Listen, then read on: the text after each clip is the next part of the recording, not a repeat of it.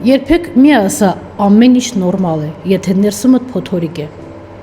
Մարդը կարող է լրացնել իր խոսքը, բայց չի կարող լրացնել իր հոգու ձայնը։ Ու ամեն անգամ, երբ դու փակում ես քո զգացմունքները, դրանք չեն անհետանում։ Դրանք վերածվում են լարվածության, անքնության, ցավի ու հիվանդության։ Եվ որքան երկար ես դու ձևացնում, որ քեզ մոտ ամեն ինչ նորմալ է, այնքան դու ավելի ու ավելի ես հեռանում քեզանից։ Քանի որ քո ներսի իրականությունը ապրում է կեղծ շերտի տակ։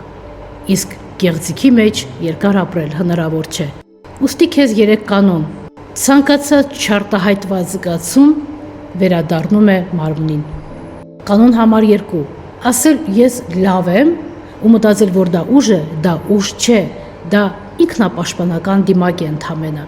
Եվ կանոն համար 3. Բուժումը, իրական բուժումը սկսվում է այնտեղից, երբ դու ընդունում ես, թե ինչ ես իրականում զգում։